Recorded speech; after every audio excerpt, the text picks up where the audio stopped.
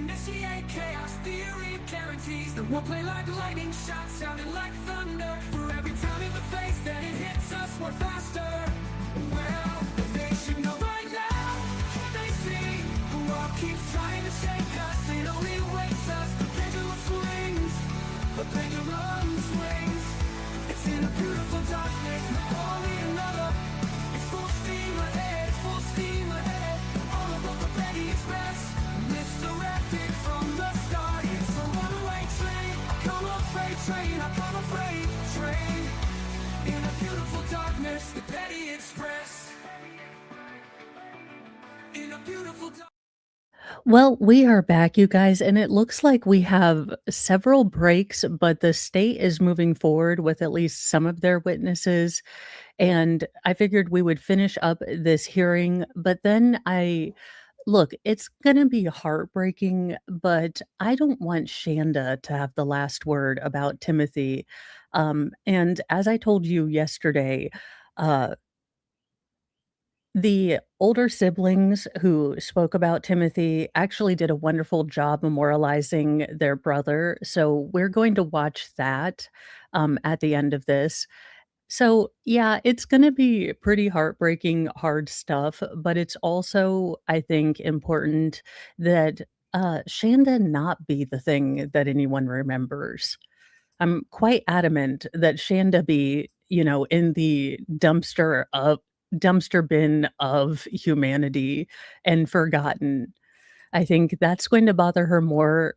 Honest to goodness, her and Sarah Boone are bothered more about public opinion than what they've done. But let's get in. Now, JKD Buck is absolutely right.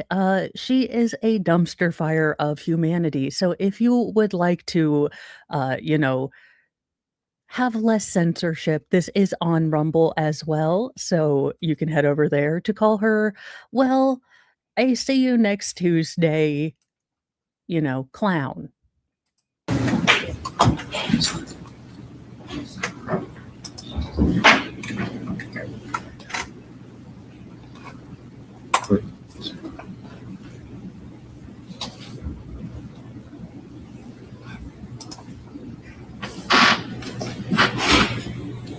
Ms. Kotecki, if you want to come right up here, please. Just come right up. Raise your right hand and be sworn, please. This matter now pending. Do you swear or affirm the testimony you're about to give be the truth, the whole truth, and nothing but the truth? I personally would not have picked that jacket, but I really like it. Yourself to God. Yes. All right, put your hand down and grab a seat. Please state your name for the record, spelling your first name and last name. Melinda Kotecki, Melinda Kotecki. Go ahead, Ms. Bloomquist. Hey, good afternoon, Ms. Kotecki. Could you please state for the record where you're currently employed? The Muskegon County Public Defender's Office. And what is your job title there? I'm the Chief Social Worker. Okay, and how long have you been employed there? Just over 2 years. And before you were at the Muskegon County Public Defender's Office, what's your educational history like? I obtained my bachelor's degree in social work from Kuiper College in 2011 and then got my master's degree in social work from Western Michigan University in 2015. And did you work anywhere after you received your degrees before the Muskegon County Public Defender's Office? Yes. After I got my bachelor's degree, I worked at an inpatient psychiatric hospital, Pine Rest, and also worked at a residential treatment center for eating disorders. After I obtained my master's degree, I worked at Community Mental Health of Kent County for 8 years before coming to the Public Defender's Office. Okay, so how many years in total have you been a master's level social worker? It'll be 10 in May. Yes. And were you the social worker assigned for the Public Defender's Office to the case? Look at this woman. She hasn't smiled in years. Yes, she has been close to Shanda Vander Ark. I can tell because the woman looks like she's permanently pissed off, which if I had to attempt to be empathetic and compassionate to Shanda, I'd have that look on my face too. Look, we don't even need this woman to testify. Her face does it for her. This woman has obviously been in contact with Shanda. involving Shanda Ark? For part of it, my understanding is I believe that she was arrested prior to my hire. Once I was hired in September of 2023, that's when I began working on the case. And could you just describe for the judge, was there a defense team working on Ms. Ark's case? Yes. In addition to the attorney, Fred Johnson, there was also a second chair attorney, myself. My understanding is that the social worker prior to my hire had met with Ms. Ark, and our office also utilizes a research attorney and an investigator. So this wasn't just Mr. Johnson and yourself, there was a whole team. So again, part of Shanda's claim for needing a new trial is that she was given ineffective counsel or ineffectual counsel. She claimed that her lawyer, Mr. Johnson, didn't prepare for voir dire. She claimed that he, without her knowledge or her consent, threw in his closing statement that the defense, said the jury could find her guilty of involuntary manslaughter. Basically, while the client in a client-attorney relationship does have certain choices they can make in a trial situation, such as whether they'll testify or whether or not to put on a defense, the attorney is responsible for things like strategy, for experts, if there are going to be any experts called, witnesses, if they will be called, they will be called with. And it does seem like, insanely, Mr. Johnson continues to claim that Shanda was a model client, that she understood that by the point that the jury had seen the picture sent to Shanda over text messages from her son, Paul, by the time the jury had seen that emaciated picture of Timothy, that there was no way in heck that he could argue in closing arguments that she was innocent of everything. So in sort of a compromise in the best he could do for Shanda, he tried to sell to the jury that Shanda, because of the stress she was under, was unable to comprehend the seriousness of what she was doing. Now, he could find no experts that would back that up, which is why he didn't call any experts. Correct. Correct? Yes. Okay. And did you meet with Mr. Johnson and Ms. Ark together? RJ Wright, it gets worse than that. She wanted them to argue that, wait for it, because your brains are gonna explode with the stupidity that this woman wanted to argue that because dehydration was placed as a co-reason along with malnutrition, that he died. And according to Shanda, she never limited his water. They should have argued that she was therefore not responsible because dehydration was listed first. And, just like this Coke Zero, the first ingredient, or the thing that's the most prevalent in the mixture, is carbonated water. Therefore, ipso facto, with the transitive property, because Shanda did not limit water due to her or from her own testimony, she is not responsible and therefore not guilty. This woman wanted her lawyer to argue, I always gave him water. We have no idea why he died. Legitimately, that was her thought. And she's mad that the lawyer who basically sat on the stand yesterday and said, yeah, no jury in the world is going to listen to me and say that they never limited water, therefore Shanda is innocent. He's like, no, I could not with a straight face say that to any jury. But that's what Shanda wanted him to do. Yes. On this case? Yes. How many times would you approximate that happened? Prior to her trial, I believe twice. During her trial, we met daily. Did you sit in on the trial? Yes. And I apologize, I'm not aware, but where were you at during the trial? Were you near counsel table or were you in the gallery? Yes, I was near counsel table, not at the table with Fred and Ms. Vander Ark, but in the chairs directly behind. So you were aware of what was going on during the trial? Yes. Were you there every day? Yes. So let's talk about the time before trial and those meetings between Mr. Johnson and Ms. Vander Ark. How would you describe Mr. Johnson's interactions with her? I would, from my perspective, it seemed as though they had a Ooh, spill the tea. No, don't sugarcoat it. Throw Shanda under the bus. Like, ma'am, we are all here.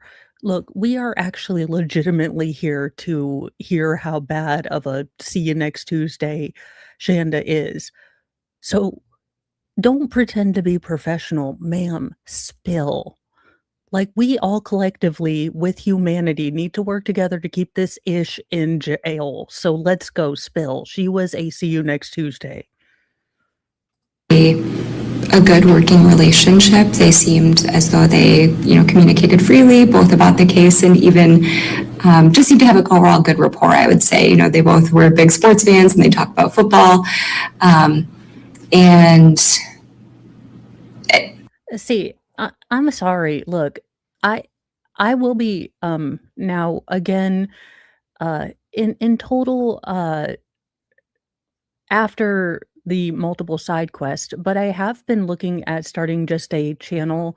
I know with the craft channel that's never starting, and now another one where I look at police interrogations. There is no way I could be a police officer because the act of trying to build rapport with these a-holes, daggone it, my camera's gonna go. For the love of Cheetos, what is going? I'm having Mr. Mo look at this. I am not Shira, but I have no idea what is going on. Which, I mean, isn't much different than normal, except that, that it is what it is. All right, now we should be back. And it's gonna think. And we are back. And move the face. There we go. I am getting better at fixing stuff when it breaks. I just shouldn't have to because this is a flippin' flapjack expensive daggone computer thing with the little alien face on it that's supposed to be like all the supercomputery-ness. But back to what I was saying. I am not pretending to be Miss Vander Ark's friend. Like, look, I will protect your constitutional rights. I will listen to your ideas. I will listen to what you're saying, but I am not going to hee and kiki over stuff with you. Like you're my friend. No. I mean, again, if I were going to be a defense attorney, I would protect the constitutional rights because of my deep respect for the system, but I'm not actively going to become friends with monsters. Like, yeah, no. I would ask her legitimately, like, did you feel the need to cover yourself in Purell after you got done talking to this bitch? Like, just on a soul level? Like, did you sense that she was in league with Satan? Like, did you smell sulfur? From my perspective, recognizing that they likely had meetings without me present as well, it seemed as though they communicated openly with each other. Did it ever appear as if Mr. Johnson was just going to do things his own way without consulting her or taking her feedback? Not at all. Was he receptive to collaboration with her? Yes. Hell, I'm shocked as hell Shanda found 2 different men that were receptive to relations with her multiple times. I mean, if I'm not your cup of tea, I guess the same conundrum could be said about me, but I mean, that might be my new book, Purell for the Soul, How to Deal with the Assholes Among Us Without Needing Bail Money. How was her demeanor in those conversations? I would say WIONI, yes. I am Mr. Mo is gonna be working on the drivers. Like I said, the most technological-y thing I could do was I learned how to clear the cache and, the cookie thingy-mabobber. I cleared my recycle bin, which I don't know if that has anything to do with it, and I, powered down and restarted my computer. Those are quite literally the limits of my technical abilities. That she seemed very engaged. She was very eager to offer her own thoughts and feedback about kind of case strategy and its, I guess, demeanor, mood-wise. I mean, she seemed, I guess I'm repeating myself, but the best word I can think of is that she seemed very engaged. Now, you did mention though that she had thoughts on strategy. Were you present for discussions on trial strategy? Very minimally. Okay. What was your minimal involvement on that? Or at least what did you observe, if anything? And again, I know I said it yesterday, but the Megan Fox in me would like to take a moment to again, if you are a curvy woman, this is a lovely look. The lines of this suit follow her body. It emphasizes the natural line of her bust without calling, full attention to the chesticular region. And, her hair looks nice. I mean, I wouldn't be standing in them high heels, but I very much appreciate that, we see a real female figure in something that's attractive, not Kathy Nestor slaughtering, love seats from the Kathy Ireland Kittles, selection. So, yes, this is attorney wear on a real woman's body done right.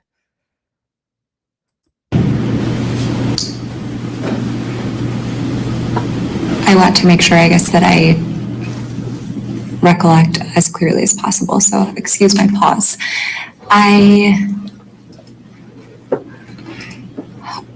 The conversations that I remember involved talking about obtaining an expert evaluation, a psychologist to evaluate Ms. Vander Ark, and we all agreed that that was a good next step.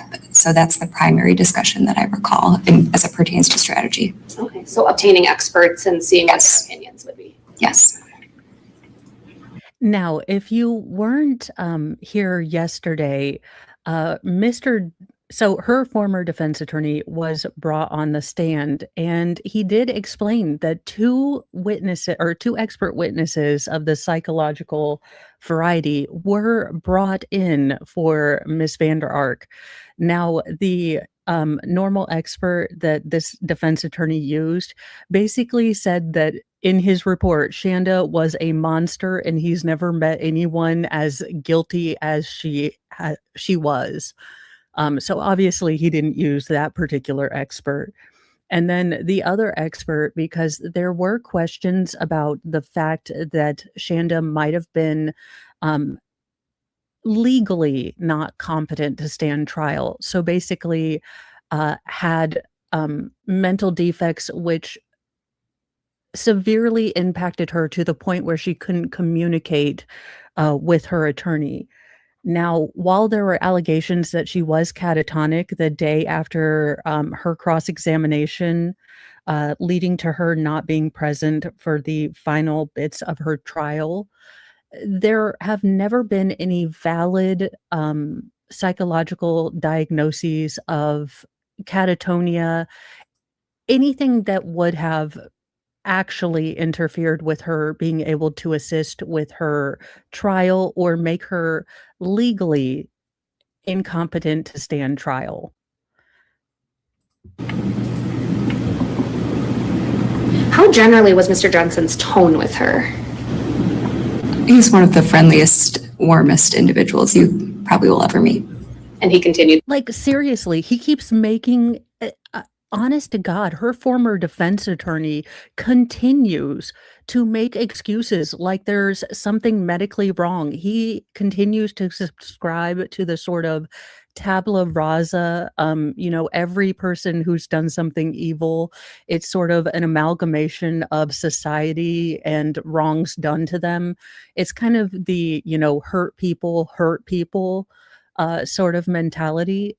So her defense attorney is probably the only one that still buys that there is a sort of a logical way that you can mathematic out how this happened other than Satan's gonna Satan. It it it just is what it is. I mean, sometimes that is the answer. Now, Shanda has been unable to keep her face under control this entire hearing, so let's see how she reacts to someone who is objectively like the most bubbly social worker that we've seen. Now, quick question, Mr. Starro, did you like go around America spreading lawyer-like clones of yourself about, I'm going to say 30-ish years ago? Because either that or were the Vikings so prolific that the Nordic genes are such that it just looks like a Swedish invasion of the courtrooms? Because I could see either way being true. That in his client meetings with her? Yes. Did Ms. Vander Ark ever complain to you about Mr. Johnson? No. Did you also assist in this case with Mr. Johnson when the defendant was not present? Yes. Okay, how so? He and I would primarily discuss any updates if we were waiting for the psychologist to report back to us about his findings, or I guess that's the primary thing. I can't recall anything else specific. Did you assist in sort of facilitating the interviews with the expert witnesses? Yes. Okay.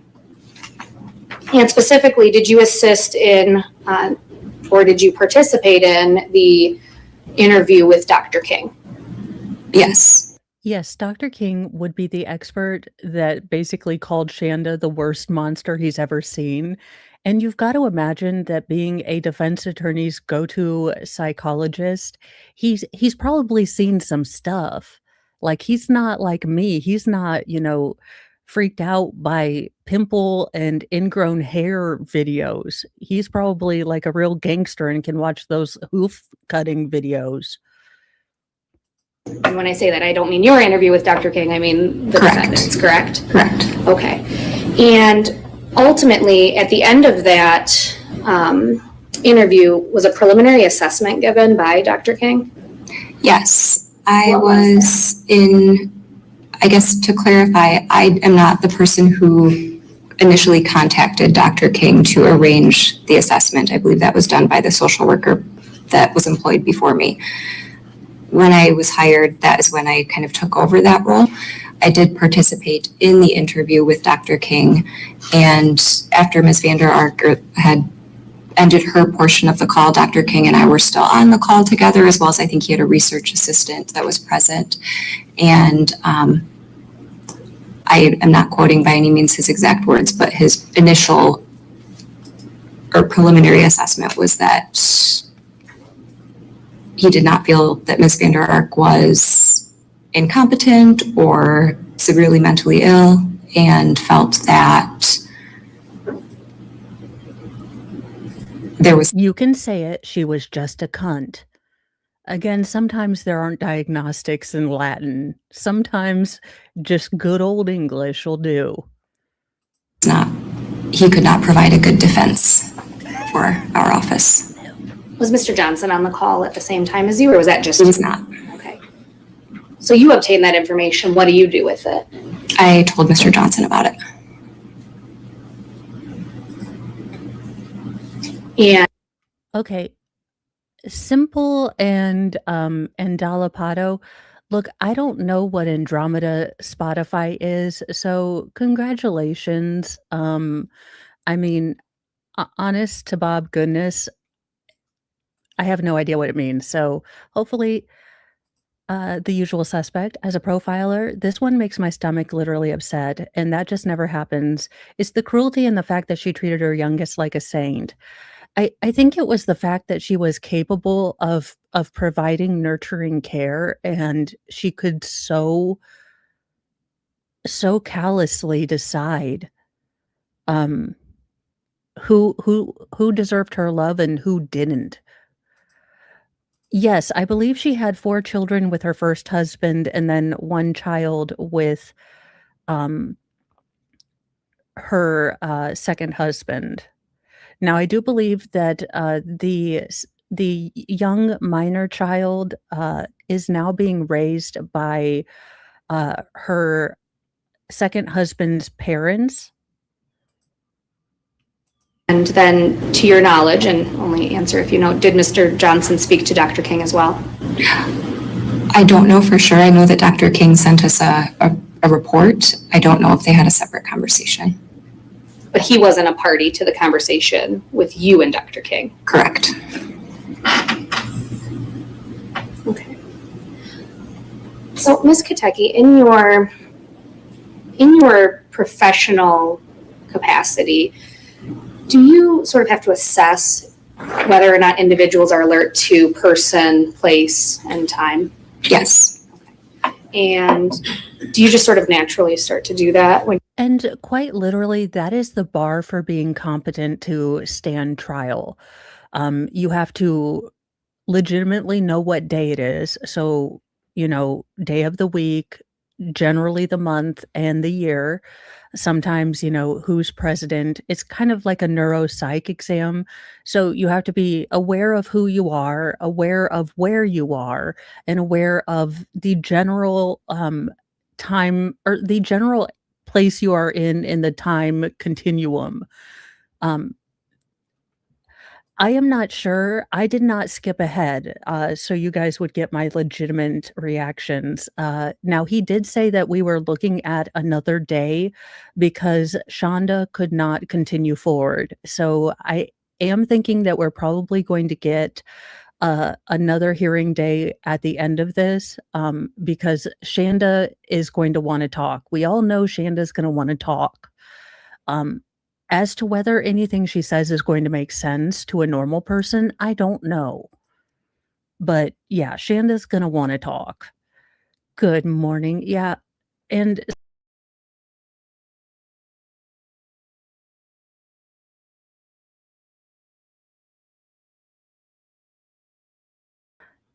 I'm praying Mr. Mo passes his thing so he'll be in a good mood and can work on my browser thingy tomorrow. Because I have just yeah. You're communicating with defendants at certain points? Yes, definitely. I mean, most times that I meet with a client, I, have my own kind of internal process as far as the things that I'm looking for, assessing, as you said, to kind of a mini mental status exam of sorts. So a person being oriented, as you said, is a component of that, whether or not they're having thoughts of harming themselves, other people, whether or not their thoughts are logical, coherent, things like that. So did you just sort of relay the whole checklist, or is that just a brief snapshot? That's just a brief snapshot. So could you just walk us through what your general checklist would be when you're communicating with a defendant? Sure. What bothers me is that Timothy seems to have been a scapegoat child, in Oklahoma as well.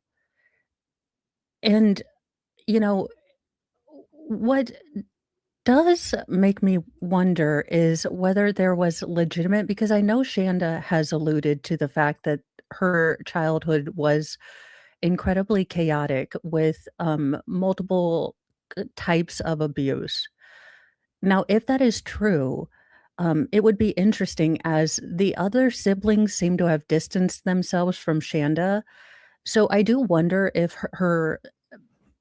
I don't think she has a legitimate look, I'm not a professional. I don't think she has a legitimate mental illness such as schizophrenia or multiple personalities, however you feel that is, or OCD. I think these are personality disorders. I think she's very narcissistic. I think she's very, very um, superiority complex. She's never been wrong. And a part of me does feel sorry for her to know that she has to be so incredibly damaged to literally create a fictitious world she lives in where she is always right.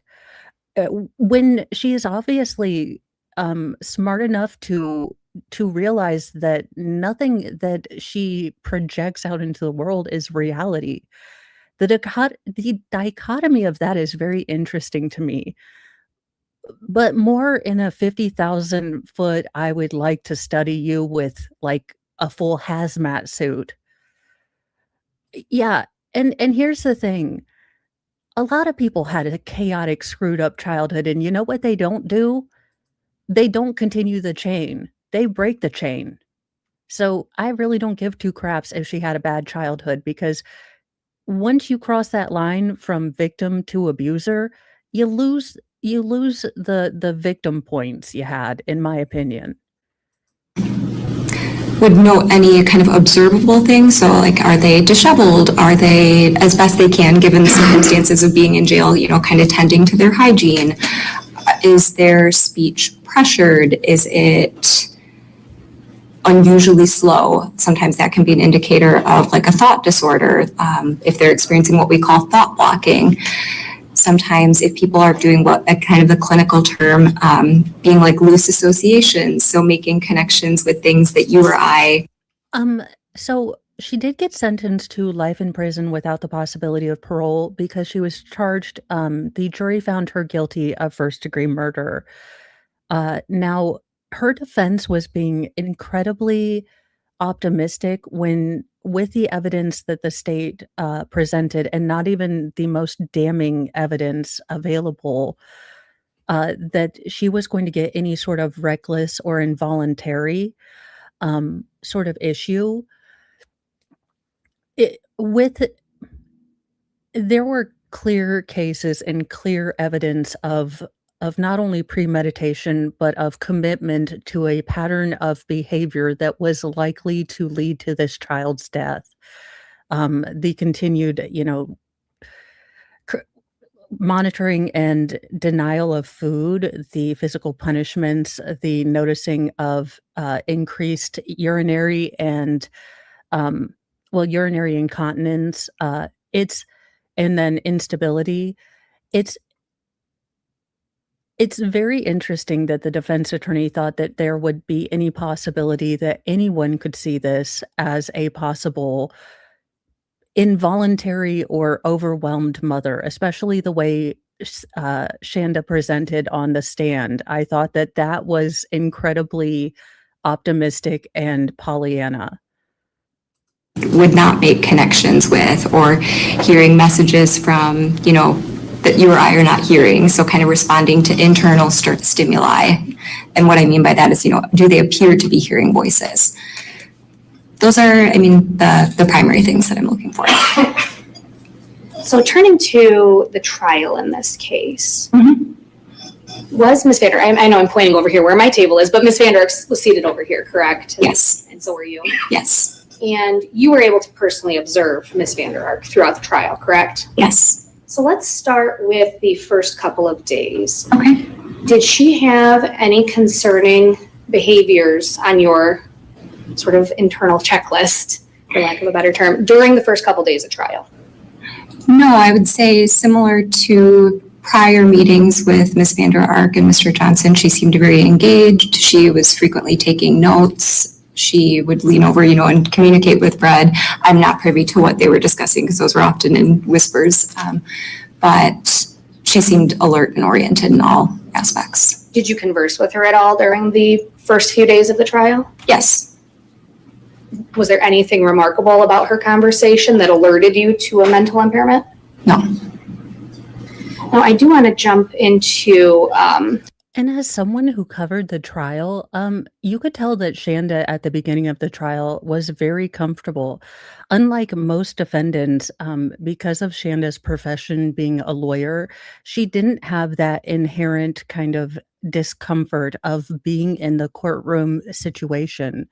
Um, she actually gave off more of the impression of being a co-counsel, in the way that she sort of held herself and was interacting with her defense attorney. And that is okay. You know, I do tangents. Motlin, sorry, off topic here. Sarah Boone is going to appeal judge's rule that he didn't rule life or natural life in prison. Oh, for the love of Cheetos. I'm waiting for her version of my struggle to be published in pen, big pen, 10 of them. I'm waiting for her latest letter. I've sort of stayed away from the Sarah Boone family court things, just because she has a kiddo, and look, I love roasting the ever living snot out of Sarah, but I don't want a kiddo. Having Sarah Boone as your mom is gonna be hard enough. The fact that she uses him constantly, it just ick. But when we get back to the more, her appeal, I will be on that like, you know, well, I was gonna say like a polar bear and a human, but that doesn't seem appropriate. Me and a french fry from Steak and Shake made with tallow, 'cause yum. The time frame after she testified. Okay. Were you present for her testimony? Yes. Okay. Let's see. Death resulting over months withholding life-sustaining food and water, I would think is prima facie for intent to commit murder 1. Yeah, that's what the state, did argue, and I think they did an adequate job arguing that. I think anyone logically could, definitely understand that, and I think that that's exactly why the jury, uh, voted the way they did and did guilty of first-degree murder. But Shanda, and if you go back and watch the first part of this hearing, she actually legitimately, as one of the things that her lawyer failed to do, was the death certificate, listed dehydration in front of malnutrition as a cause or co-cause of death, along with malnutrition and hypothermia. And Shanda was very upset that the lawyer refused to argue that, in her words, according to her, water was never limited to Timothy. Therefore, she did not cause dehydration. Therefore, she is not guilty. This is legitimately something she's bringing into a court of law to argue that her attorney did wrong.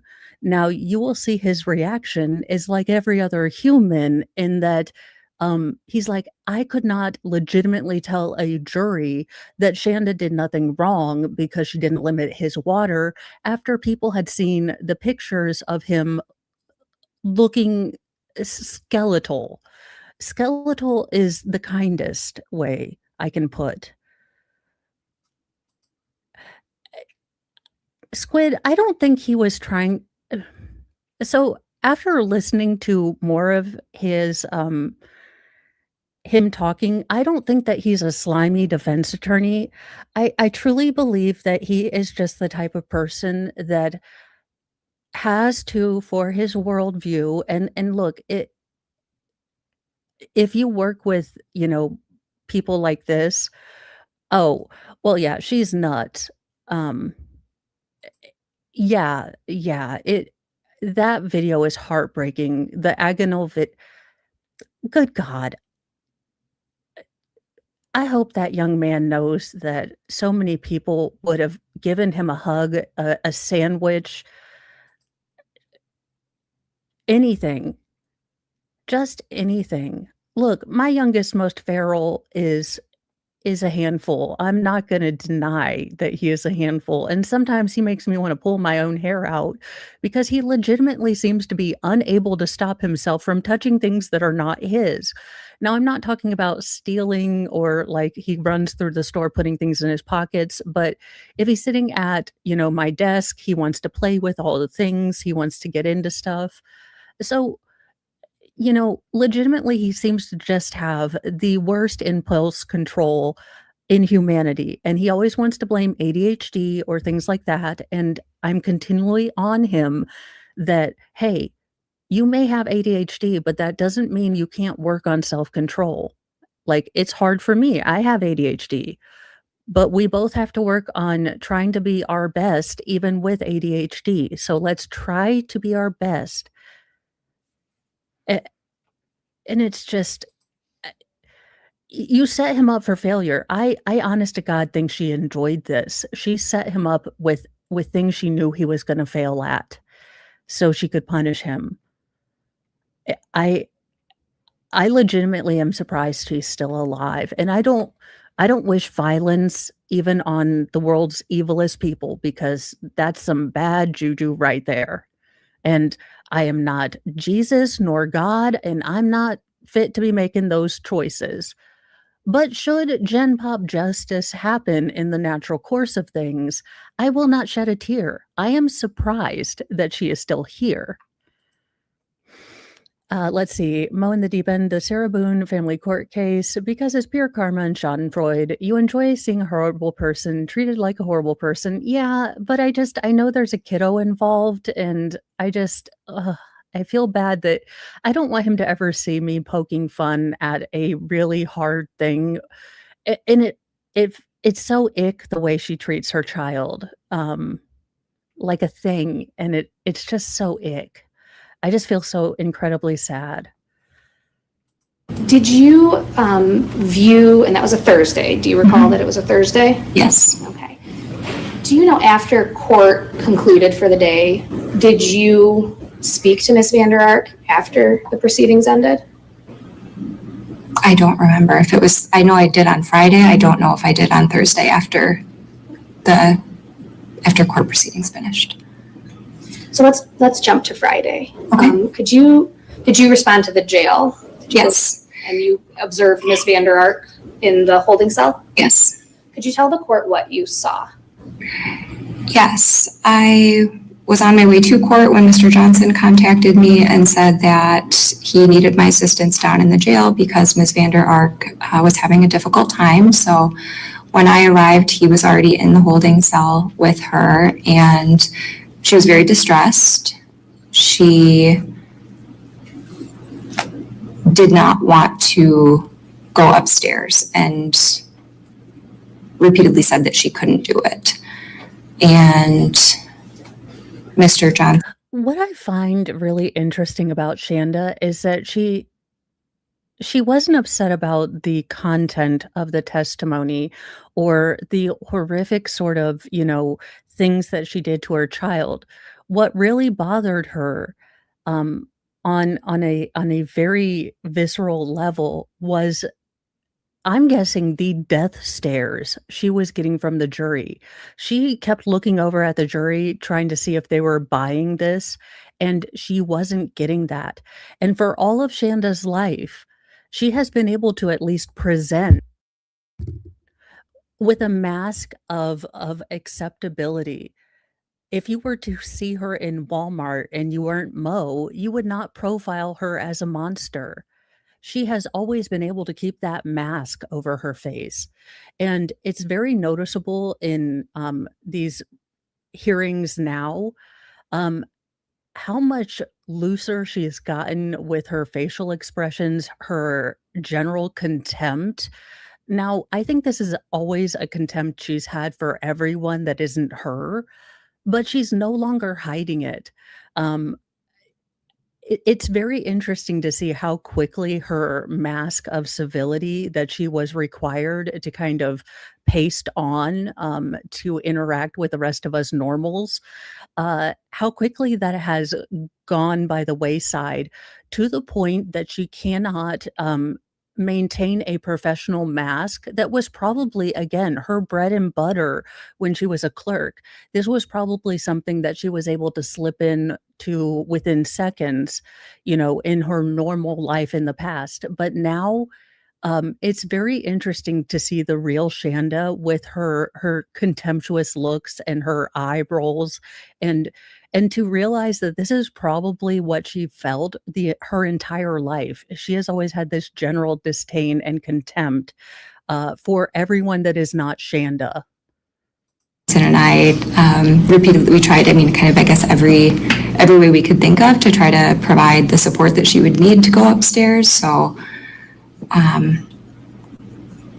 I don't know how much detail you want me to. So let's unravel this a little bit. So Mr. Johnson was actively attempting to get her to come to court. Yes. And you were assisting him on that? Yes.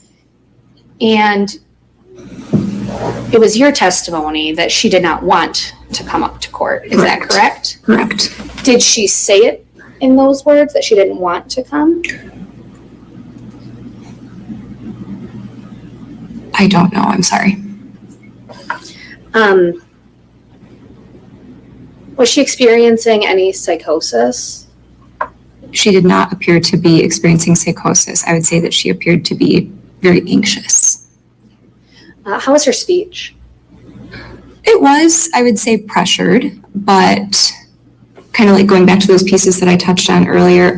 And all pressured mean is that you're talking really fast. So like when I'm in verbal vomit, diarrhea, kind of anxiousness, this is how I talk.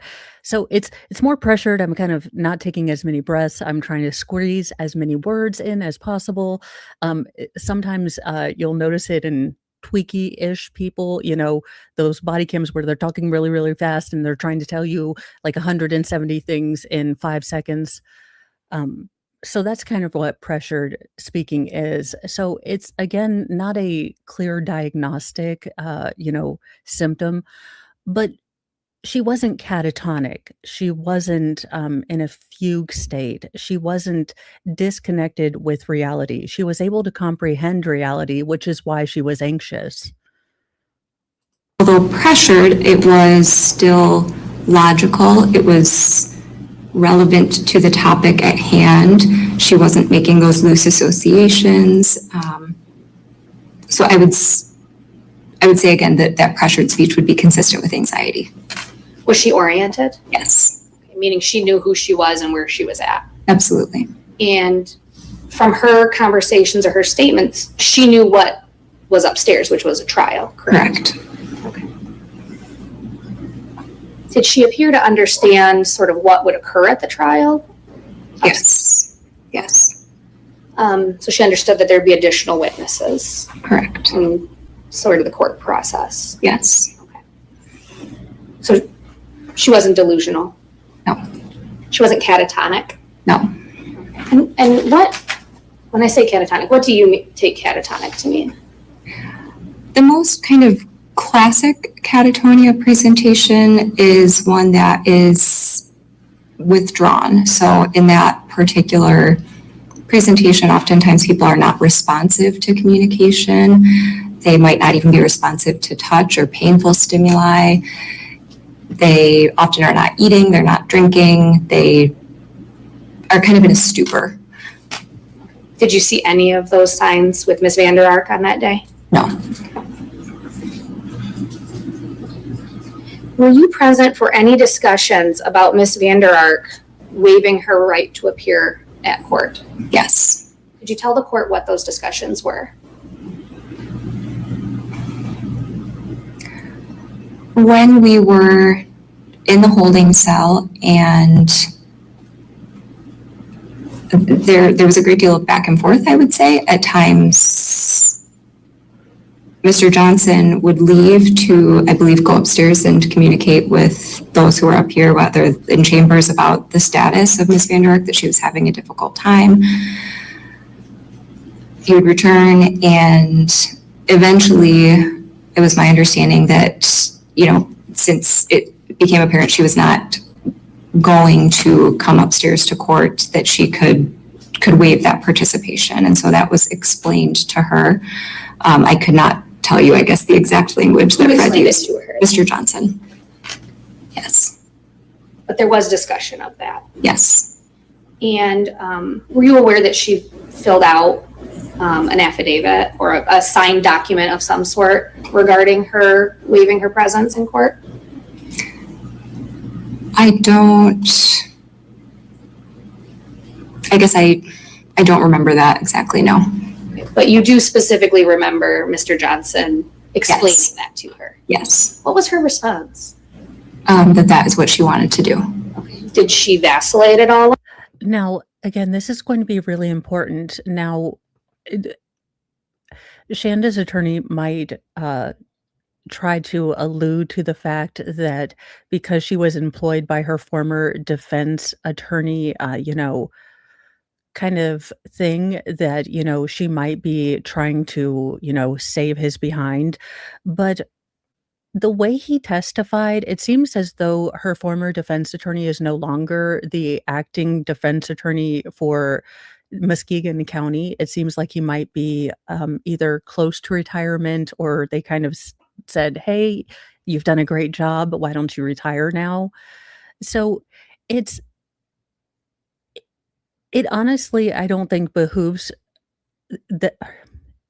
I don't think it's a good theory to put out there, but I'm guessing that will be one that when she is cross-examined is going to be put out there, that she is, of course, lying to protect, her former boss. On that, or was she clear? She was clear. Did she give any further commentary on it? If anything, I would say that she seemed appreciative because she very much did not want to go upstairs. So she felt, or it appeared as though she felt relieved by that option.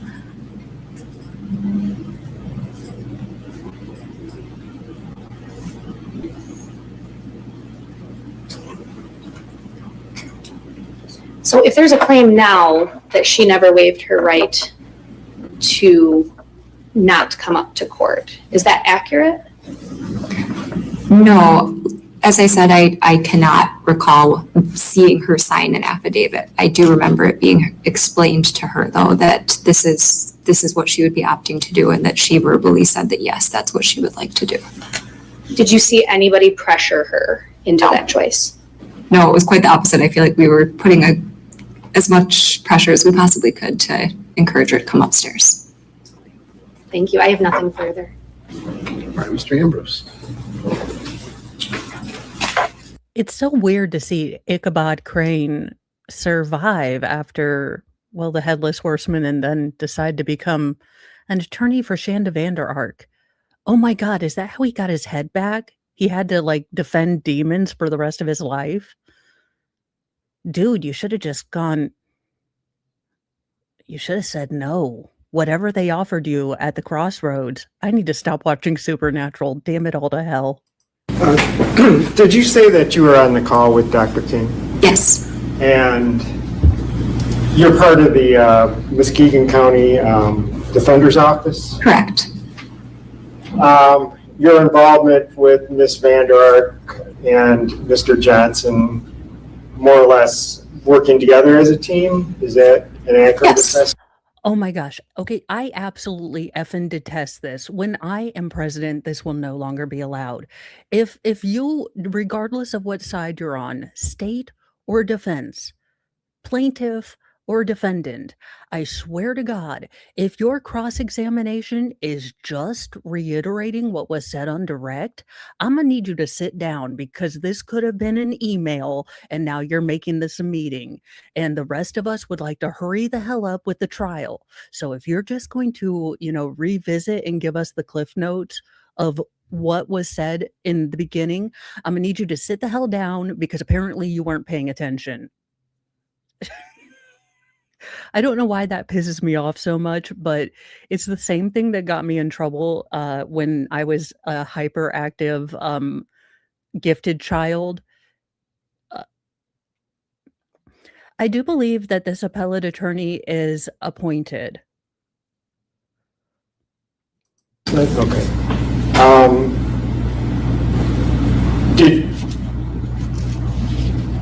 Did you view Dr. King's evaluation? I'm sorry? Did you review Dr. King's written evaluation? Yes. And in his The one where he called Shanda a legitimate monster and the worst criminal he'd ever like evaluated in his years? I mean, is this what we are bringing into focus? Again, I love that every court and every trial that I see here has their own cosplay Nick, in the stands. I don't know if I'm just noticing people that look like Nick because we've been doing trials and there seems to be Nick lookalikes in every trial, or if there's a Swedish invasion that is quietly going on in our courtrooms. I'm not sure. Either could be true in this timeline. evaluation, do you recall him stating that Ms. Vander Ark continues to insist she did nothing wrong and was not convinced that her actions and instructions caused the death of her son? Yes. Bueller. I mean, could you have read that any less enthusiastically? This man is counting the seconds before he can drink again. December 15th, what was your observation of Miss Vander Ark? I mean, where was she when you first observed her? It was December 15th. In a cage where she should be at all times without a blanket.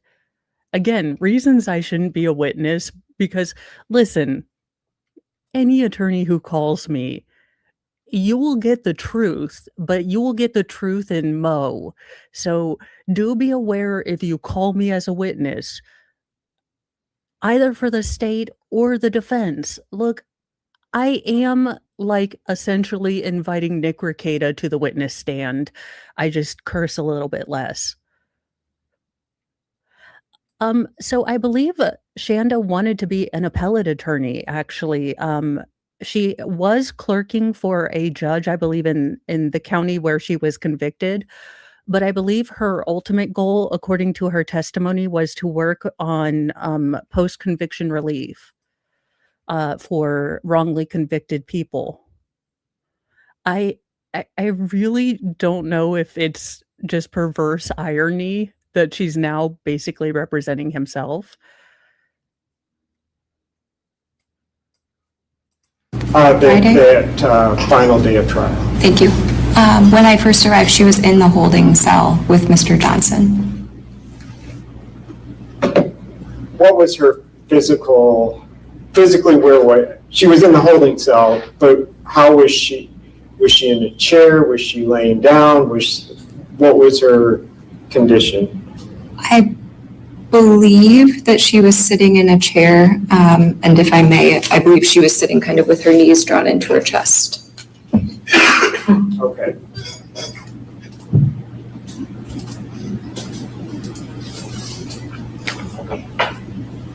Also, the knees to the chest. I'm sorry, but as a gal person who sits somewhat with my knee, I mean the leg that I'm capable of getting this range of motion, this is comforting to me now that, but as far as both knees up, I have seen my girl children sit in all manners of ways that would win them classic Twister.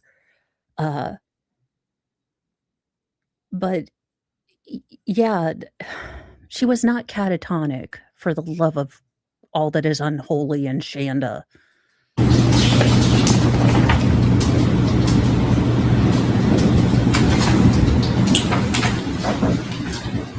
Did you appear after Mr. Johnson? Correct. Okay, and so he was already in there with her. Yes.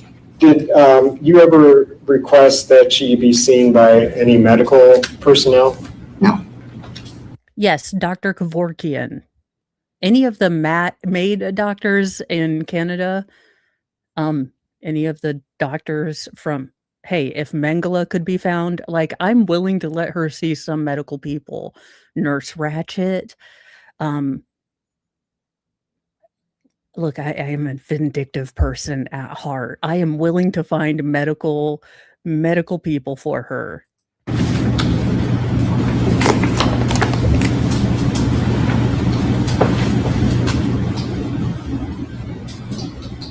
Dr. Strangelove.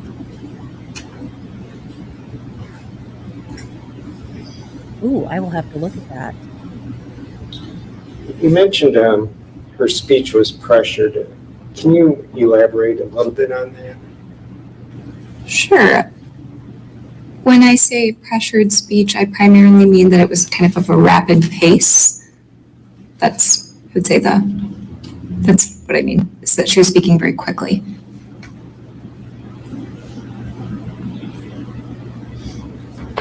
I have nothing further, thank you. Wes. So, how is it that you didn't request medical on December 15th of 2023?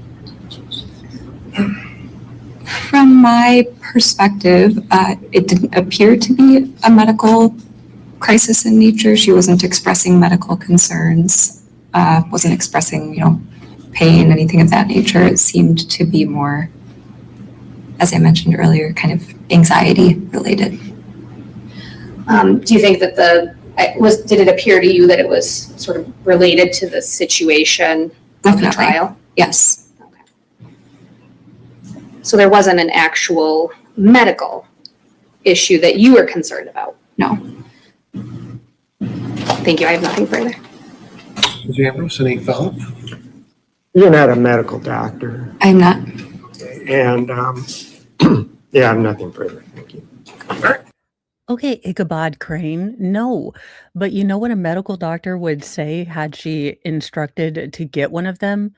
She's having panic, she's having anxiety, her body's having a natural reaction to the fact that the projection of self that she has is no longer one that anyone is buying.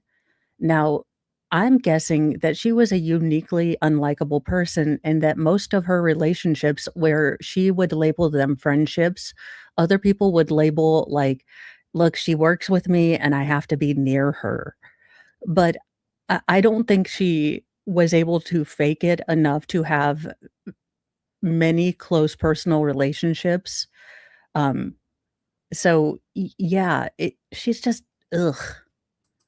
May this witness be excused, Ms. Bloomquist? Yes, Your Honor. Mr. Ambrose, may this witness be excused? Yes. All right. Thank you, Ms. Kotepi. You can sit down. Does anybody need to take a break right now?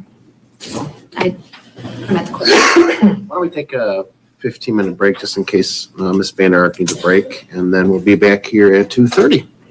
Thank you. I love that they're making her sit without ibuprofen for longer.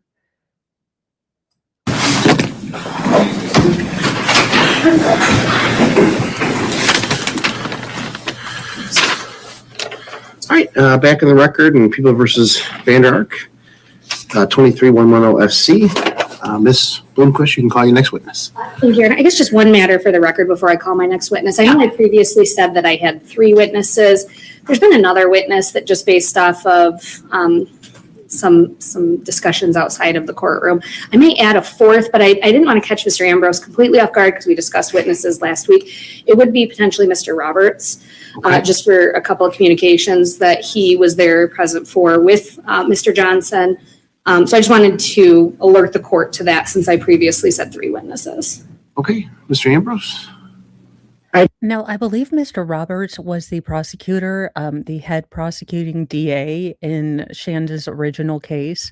Now, if you, the original trial was incredibly difficult with the monstrosity of what this woman did to her child. But if you would like to see a prosecutor who eloquently and masterfully took down a client who thought that they were incredibly intelligent and was able to get snark in fact, we might watch that after this because he roast the ever living shiznit out of Shanda, and it is glorious because Shanda thinks that she's doing well. Object, Your Honor. I mean, I'm prepared for 3 and I have to. Well, let's see what we can get done, and then we'll go from there. So if Mr. Roberts is a potential witness, then I'll have him excuse himself and so I'm going to reserve a decision at this time on that, see where we're at. I'd like to get as much done as possible. Your Honor, I anticipate I could be done as early as 3 o'clock. Okay, all right. So I call Katie Evans. Okay. Can you get into some things that I can state to me for my job?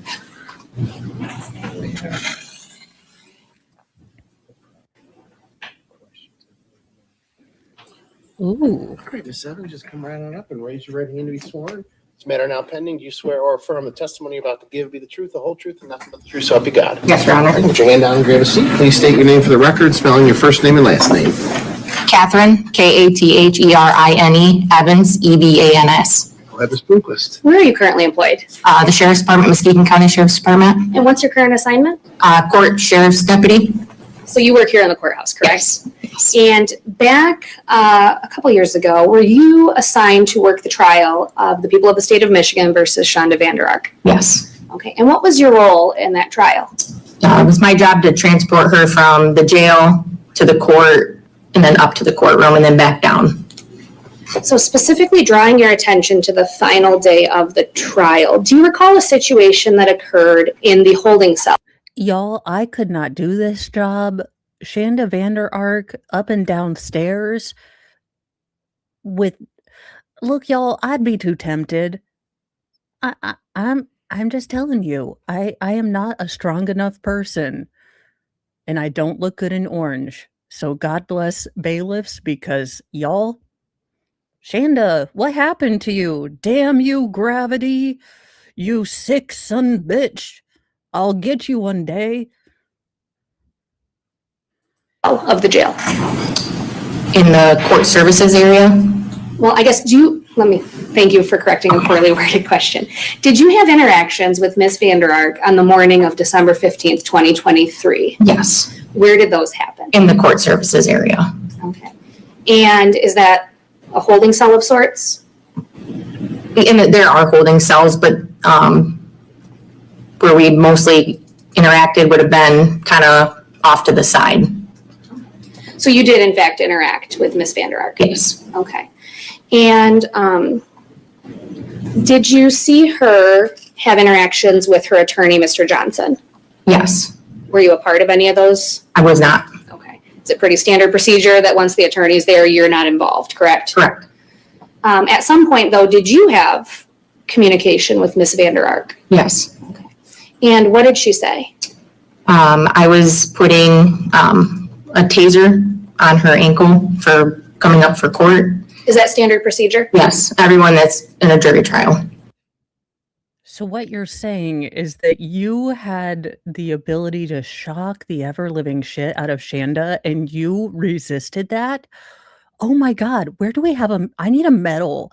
Like the self-control, because y'all, oh dang, Butterfingers. Oh, I'm so bad at technology. Oh crap. Oh dang, let's get the IT. Oh, is it getting worse? Oh dang, I just Butterfingers suck. As I said, I would be the worst employee. I mean, I'm just saying, this is why I am safely in my home, because the temptation is too great. I'm sorry, I had a color mix up. Red is go and green is good. Okay. So you're putting the taser on and then what happens? And she made a comment to me saying that if she comes up here, she was going to attempt to run. Did she appear alert and aware of what was going on around her? Yes. Did she know what the taser was being put on for? Yes. To go to We've court, done it multiple times throughout that trial. Okay. And had you been the one personally to put that on her the other days? I don't recall, but me or Levine. Okay. But one of you Yes. would put that on her before court every day of her trial. Yes. And this was the last day, correct? Yes. And did she appear catatonic? No. Did she appear to be conversational? Yeah, talked. Okay. Anything about your conversation with her that made you think that she was having a mental health episode? No. Okay, thank you. I have nothing further for you, Deputy. All right, Mr. Ambers.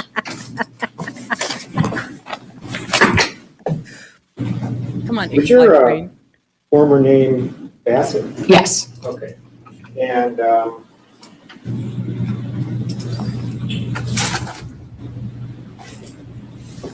what was your first encounter with Ms. Vander Ark on December 15th, 2023? It was scary. Quite frankly, I thought I needed holy water. I was looking for an adult, and I would have been okay to tase her because she makes people deeply uncomfortable. Again, I'm not the witness you want, but I'm the witness that you need. Probably when she came down to get dressed for the jury trial. Okay. And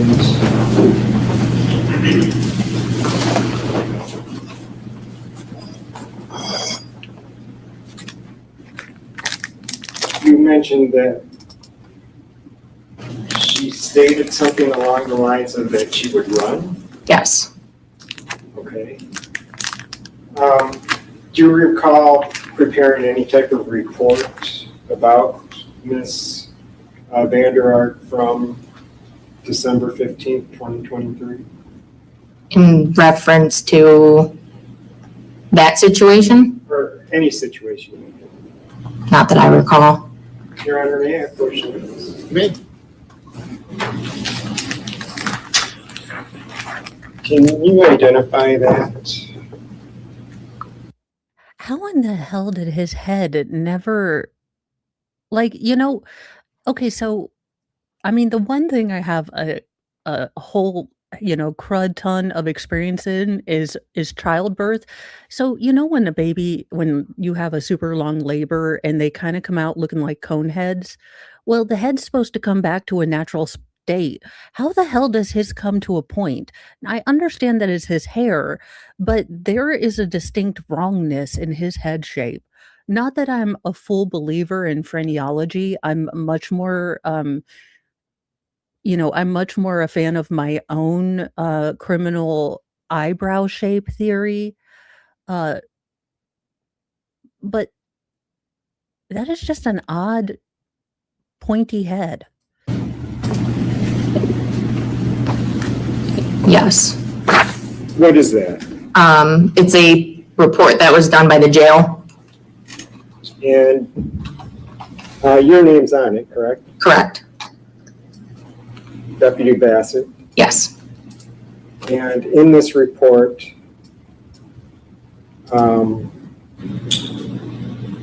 there is a remark about her Miss Vander Ark being suicidal.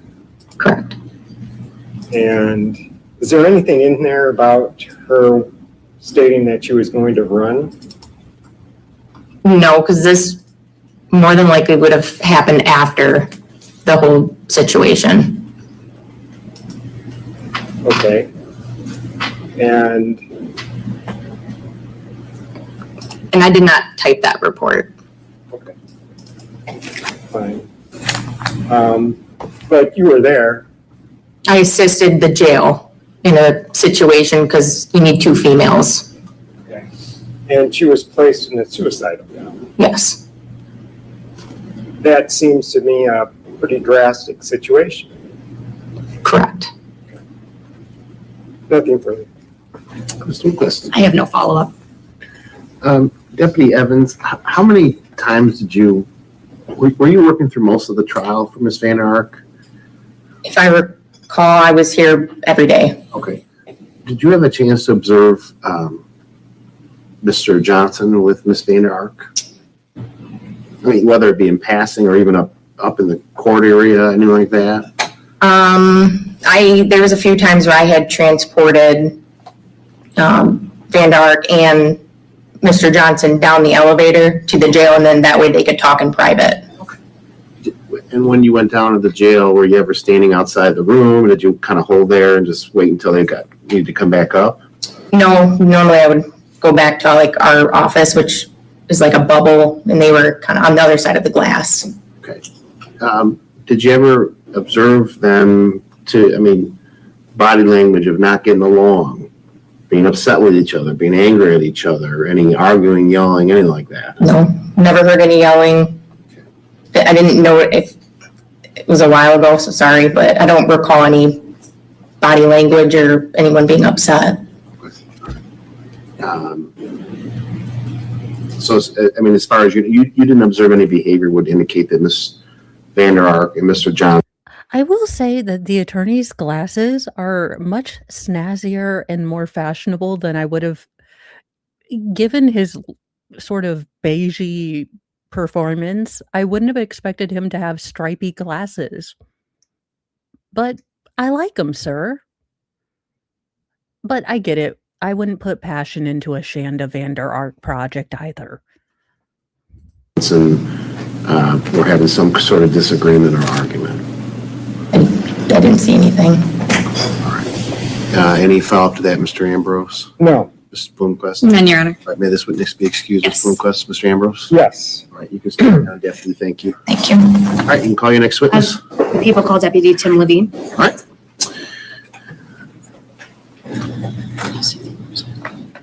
Yeah. It's more important information.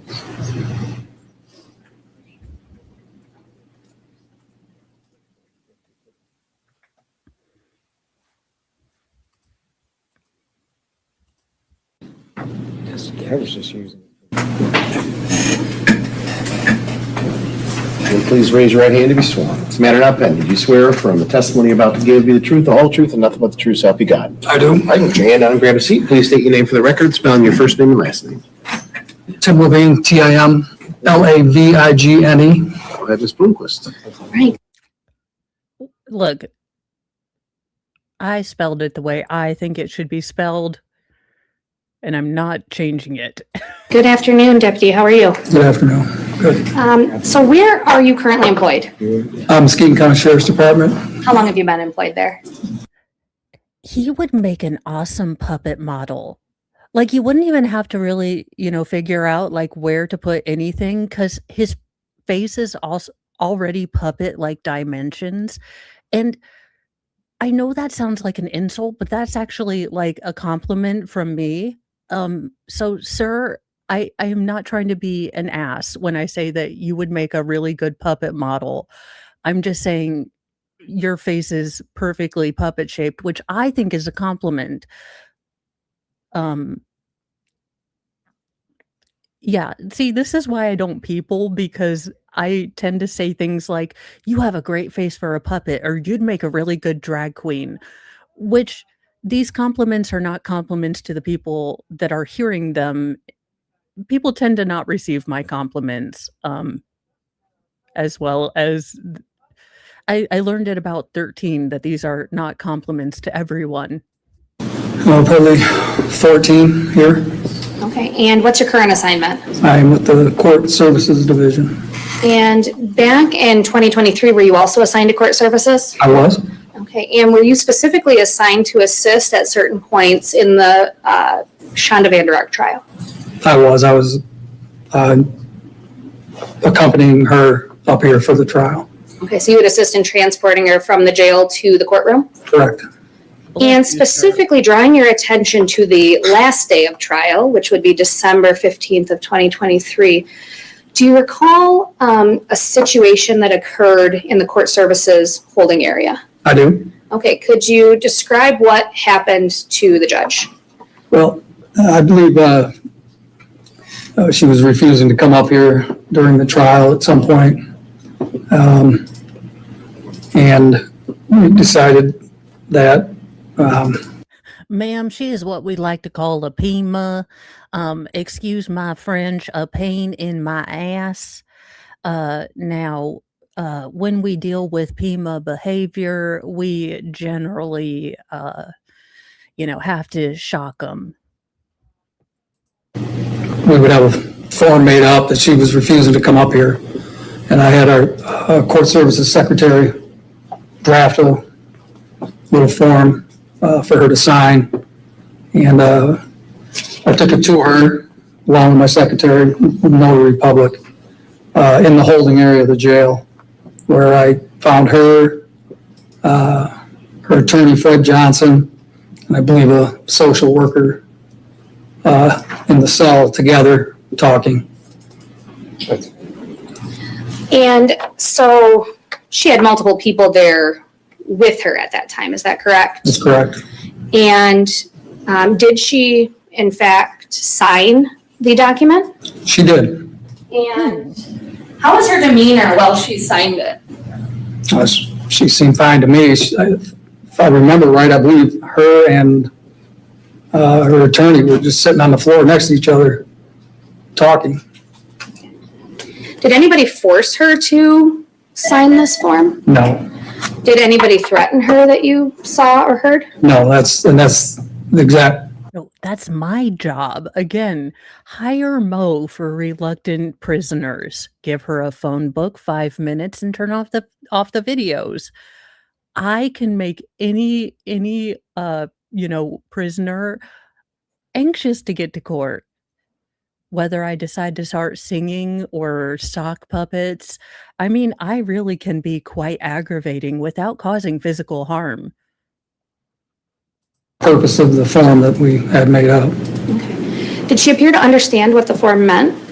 Yes, And it's your testimony her attorney was there with her. correct.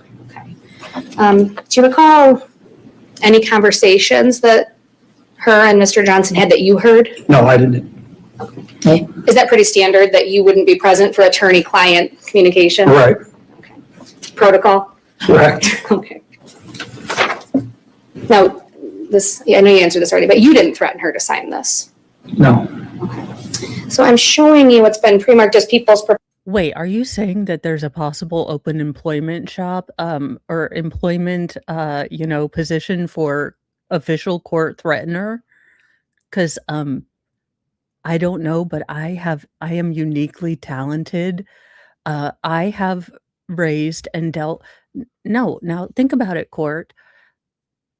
I am raising 6 children and a youngest most feral in there, and they are all still alive. I have hostage negotiated with 6 four-nagers and retained parts of my sanity. Again, hire me as your official court threatener with no actual violence, just, aggravation. I can Noriega someone out of somewhere very quickly. Proposed Exhibit 3.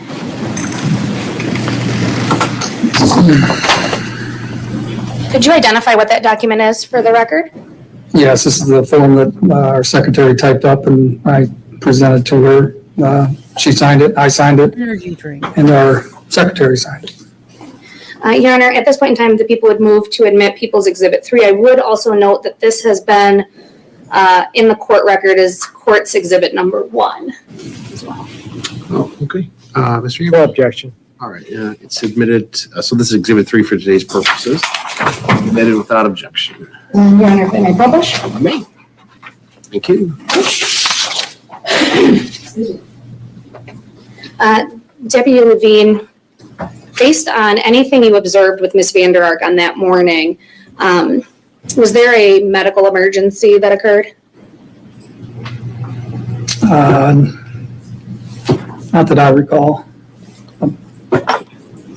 And did Ms. Vander Ark make any comments to you about coming to court? Other than she didn't want to come to court, no. Okay, you heard her say that? Well, yeah, that's why we were there. Thank you. I have nothing further, but Mr. Ambrose will have a couple questions. All right, Mr. Ambrose. Okay, Ichabod Crane, you can do it. Come on. You mentioned that Ms. Vander Ark and Mr. Johnson were talking to each other Yes, in the holding cell. in a holding cell. Can you describe for me and for the court what the holding cell consists of? This one particularly was a cell that there's no chairs. It's just a very small, single occupant cell. I think so. 5 feet wide, Linda Luce. 7, 8 feet deep, and they were sitting on the floor. there's just a mat on the floor. That's where they have to sleep. Okay. Was there, Yeah, and you know what? It was still a damn sight better than where her son died, in a closet permeated with his own waste on a tarp, with her telling him that he didn't have to breathe out of his mouth like an idiot. So I'm sorry, I don't give a rat's rah-rah. She had a clean mat that wasn't urine soaked after being in a cold tub after being starved for a long time. I do not care that she was in a small room.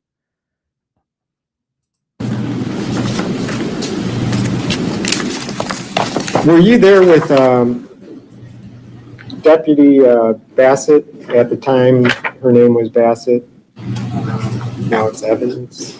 I've been around her throughout the trial. I don't specifically recall if she was standing next to me or not. Oh, I know our secretary was with me. okay. Linder Lou the Sue. Okay, that makes sense. Well, I was wondering if you were a sous chef, but then I thought, Mo, you can't read like American English. Why are you assuming you understand French? So I I do appreciate you explaining it because that actually makes sense. But I was afraid I didn't want to wrongly misidentify you as a sous chef. Who is Sergeant Vanderland? He's a jail supervisor. Were you aware that Ms. Vander Ark made her comment that she was suicidal? Not to me. I don't know anything about that. Did you ever observe her in a suicidal bed? I have. Was that on that day? I do not recall if it was that day, but I've had to bring her to court numerous times, and I think she's been in and out of them. Sweetheart, I don't know, again, who you think you are impressing, who you think are, it's very interesting to see someone who has always been sort of in control, of her own chaos without control.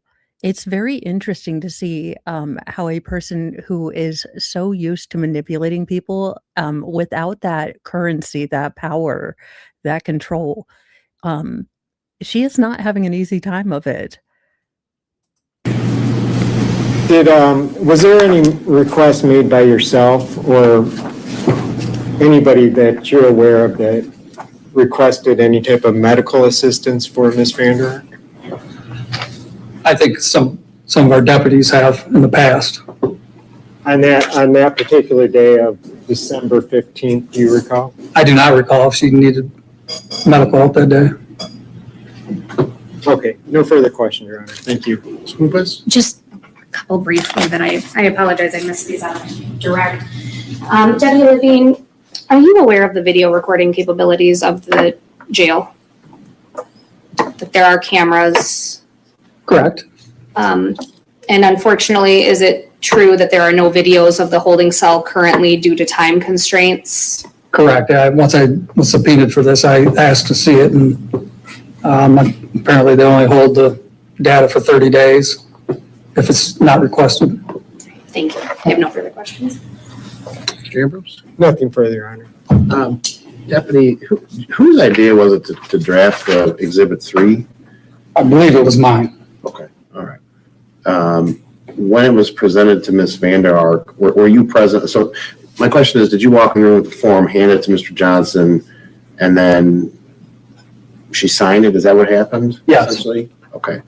Did Mr. Johnson or Ms. Vander Ark ask for privacy to discuss the form? I don't believe so. Prior to the drafting of this, did you speak to Mr. Johnson? Hey, listen, you want us to type up this form or something, or was it more, hey, here's this? I mean, did he have any part in the idea to draft it? Or Yeah, she's definitely not a Crowley. I don't think she's a likable person. She thinks she's a likable person. I personally think she's a demon, probably not a likable demon. No, she's not even Lucy from Disenchantment, who might be my favorite, good demon, other than Crowley from Good Omens. Not drafted? No, because I had it drafted before I got into the jail where she was being held. Can you tell me why that you had the idea to draft this? I mean, what was the motivation behind? Well, mine is so I wouldn't have to appear later to say I coerced her into saying something that I didn't want to go. I just here sign this. And This man was like, I have dealt with pain in the asses before, and I was just trying not to have to leave my office. You know what? I knew this game. I don't want to go to court. Y'all didn't let me go to court. He- this is not this man's first rodeo. He's like, okay, if you don't want to go to court, you're gonna sign this in front of a notary because I am not dealing with shenanigans. This man tried to forestall a meeting. He was like, I'm gonna make sure this does not turn into a meeting, and this poor man still had to come into court. Shanda, you are a demon. I would bring it up to the attorneys. In all your, I mean, I'm assuming that while you were bringing people up and down, did you have an opportunity to see Mr. Johnson interact with Ms. Vander Ark? Yes. In transport or either up here or those kind of things? Yes. At any point in time, did they seem to be, just in terms of body language or things, maybe voices, did they seem to be arguing with each other or be upset with each other or having any disagreements with each other? No, never seen anything like that. All right. Seem to be getting along okay? Correct. All right. Including the last day of trial when he was talking to her in the holding cell? Yeah, again, I don't. Again, I think it would have been different if Shanda had been represented by someone like Attorney Owens from the Sarah Boone trial. I think that if she had had a lawyer that wasn't so affable, I mean, the fact that again she is claiming that she was coerced by a man who is still actively trying to find excuses that reduce her culpability, her responsibility in the death of her son. The fact that a man like that, coerced, I would relate Shanda very much to, and look, I'm not a professional, but I would imagine that her psychological profile and Myra Henley's would be very similar, in that she doesn't seem to operate with the full depth of emotions, and uh, there are certain psychological profile people that are very good in special forces or wet work. And I wonder if Shanda would be of a similar personality to Myra Henley, who had that very muted sort of emotional kind of spectra that could deal with the wet work kind of thing. I think so. Linder, I have decided that her face is actively trying to leave the guilt. Like, not even her face wants to be associated with her. So the skin is trying to actively run away because her eye bags have eye bags. And I say this as legitimately a person who goes into Sephora against my will and says, look, sweetheart, I know there's going to be nothing that's actually going to take away the eye bags, but I would like to look like I've slept in 19 years, which as a mom, I really haven't. So anything that'll kind of, make believe that I've had a full night of sleep. I'm in the area. I don't listen to what goes on, but no, I've never heard any outbursts. If that's what you're asking her. Any follow-up to that, Mr. Ambrose? Or I should say, I think it was Mrs. Bloomquist. Any other follow-up, Ms. Bloomquist? No, Your Honor. All right, Mr. Ambrose, anything? No, thank you. All right, I'll may this witness be excused. Yes. And Mr. Ambrose, may this witness be excused. Yes. All right, thank you, Deputy. Okay, well, that brings us to the matter of Mr. Roberts.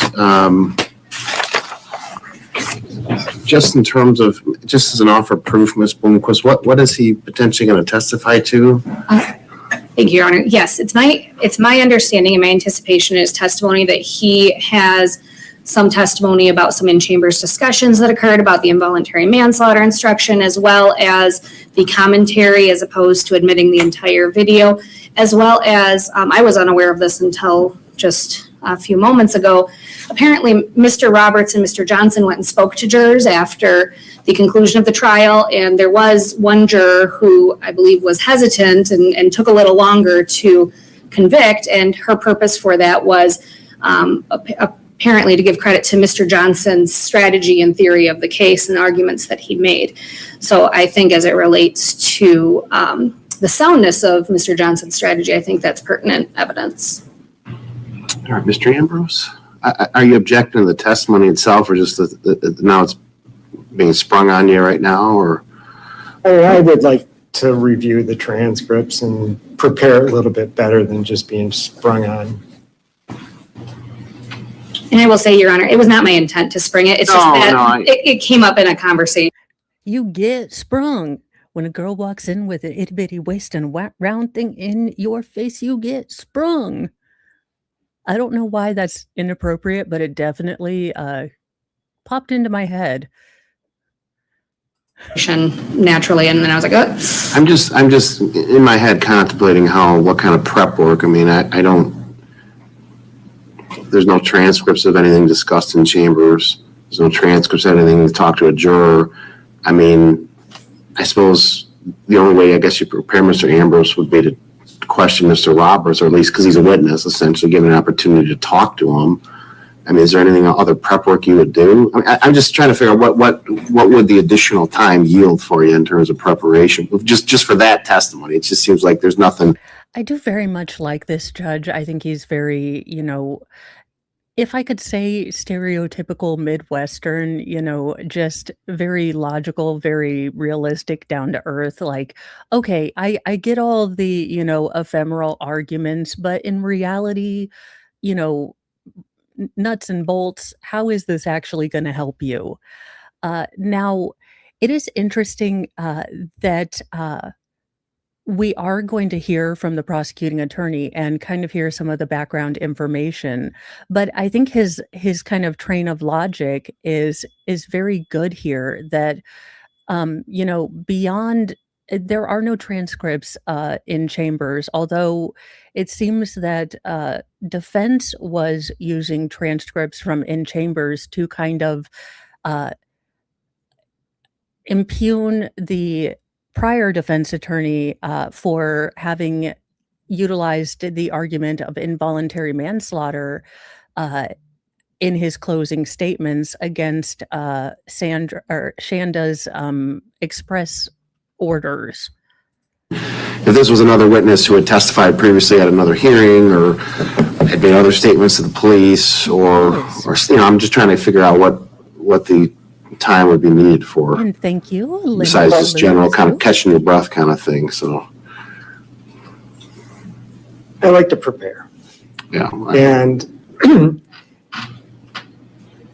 I walk into these types of hearings with a set of, an outline of what I'm going to, points I'm going to make and so forth. And off the top of my head,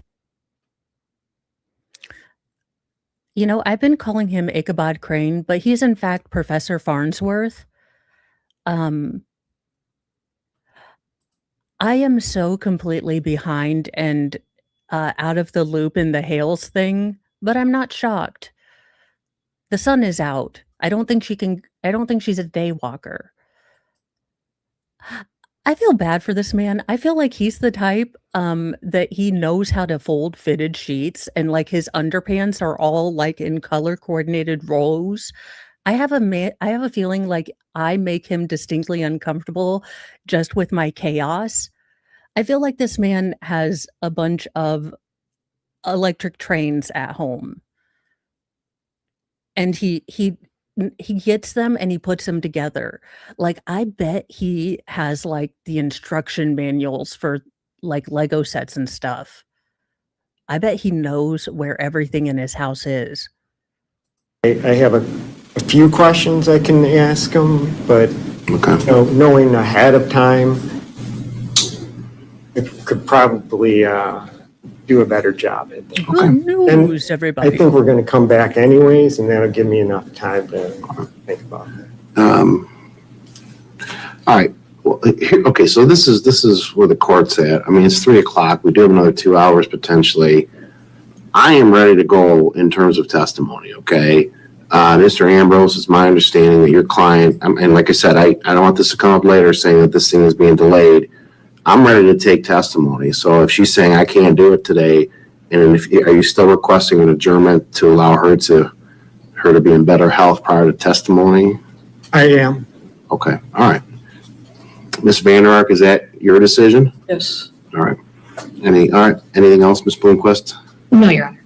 All right. Well, we'll adjourn for today, and then Mr. Roberts hopefully will make himself available to Mr. Ambrose if he has any questions, as any other potential witness should. He obviously doesn't have to, but if he can, that would be good.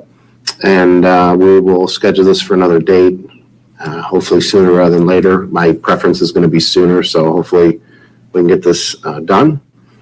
Anything else before we adjourn, Ms. Bloomquist? No, Your Honor. And Mr. Ambrose? Yeah, I appreciate it. Thank you. All right, I'm assuming, Mr. Ambrose, your client wishes to be here in person at the next hearing. Is that correct? Yes, correct. All right. All right, we're adjourned for today. Thank you.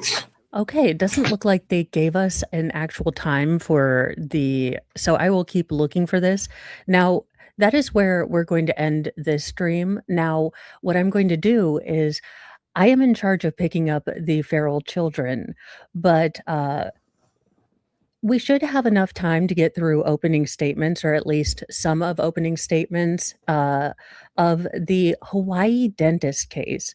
Now, we are going to be way behind. They were probably going to have a verdict, but that case is really interesting for a couple different reasons. Not a lot of people are covering it. I think I've only seen Ada K covering it.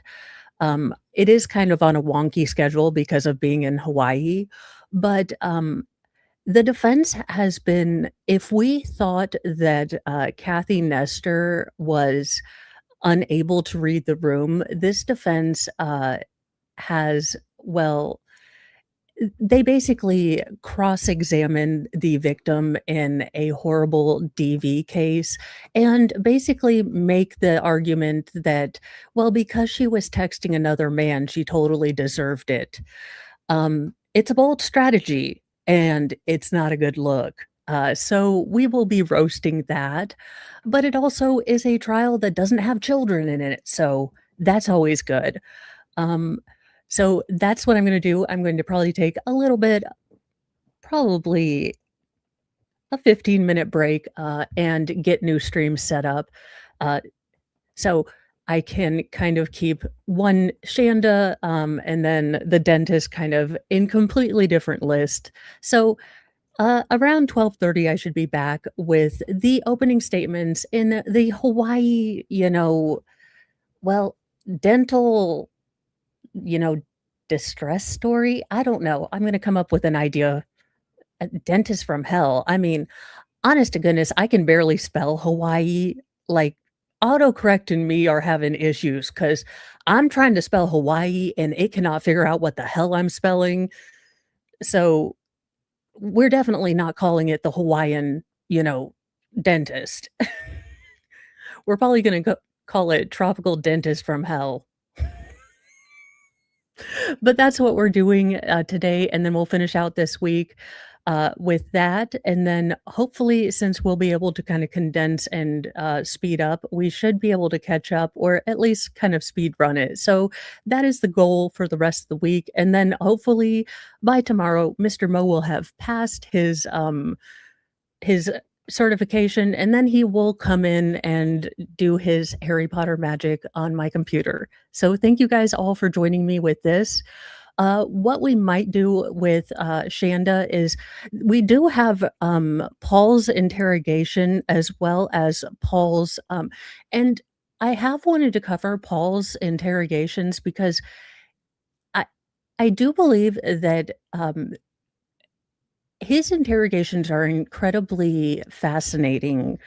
Um, just how he kind of set up his mother to be default benevolent no matter what she did is incredibly interesting to watch as he, deals with the cognitive dissonance of recognizing in some very detached way that what they were doing was wrong, but framing it in, "We were trying to do the best, my mom's a great person." So that's one I've been toying with looking at. Expect all the roasting. Paul is an incredibly uncomfortable human being, both in his own kind of body language, but also his devotion to Shanda. Um, because yeah, ick. Anywho, I will keep my eyes peeled for the reset in this. And what's the bet that Shanda's gonna have a tummy ache again?